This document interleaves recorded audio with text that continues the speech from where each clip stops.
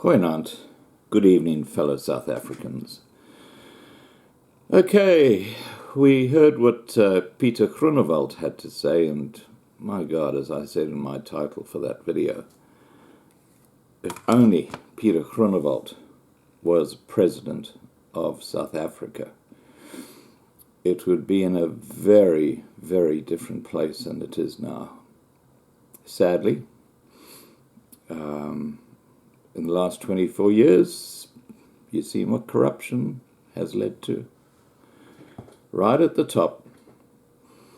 And in the video that's attached, just for the record, we have one, Julius Malema, crowing about the amendment being made to the Constitution. And he's in the Parliament, and he's trying to act presidential all of a sudden, which is a huge change from the normal Malema that I've seen. But just for the record, here's Malema talking today about EWC. Please remember to subscribe to be kept informed, and have a great day. Bye for now. Honorable Malema.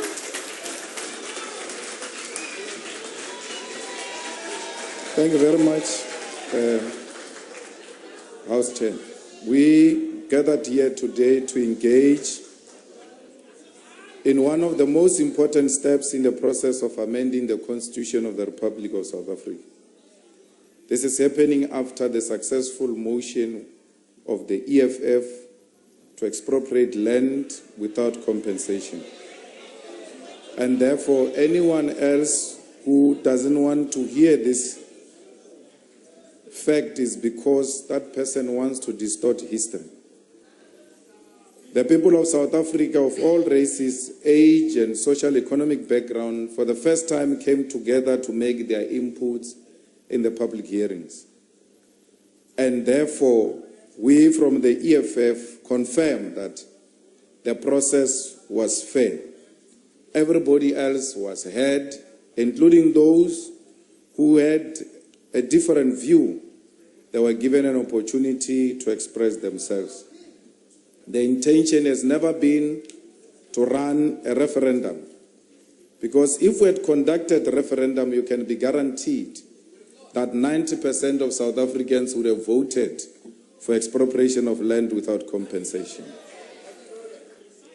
We say so because the parties that support the land expropriation without compensation in this House constitute more than two-thirds majority.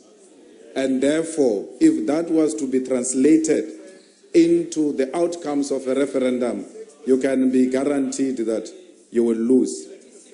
So we really want to commend the patience of the chairpersons of both committees. They were patient and allowed us, even when at times the debate became more robust. They kept their cool and called everybody to order so that public hearings can continue peacefully. We've experienced that, and we want to congratulate them for having conducted a very dignified and peaceful process of listening to our people.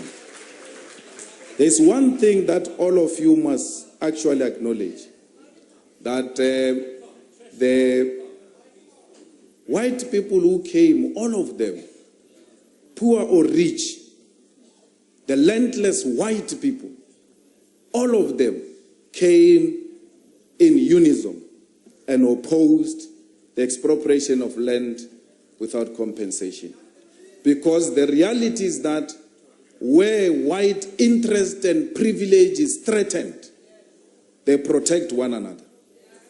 If they don't care whether the other one is in the wrong or not, why would people think alike like that?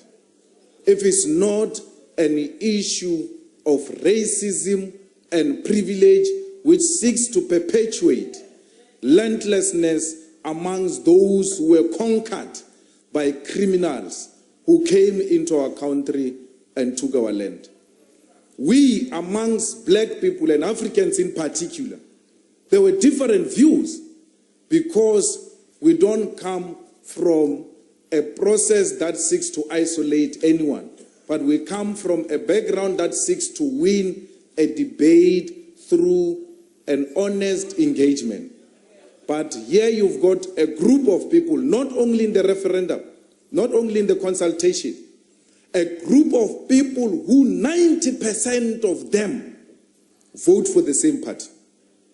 And you ask yourself, what is this? This is white privilege. This is in defense of white privilege which seeks to perpetuate landlessness amongst our people. Therefore, the black unity, and in particular African unity, is very important when it comes to this issue. Thank you very much.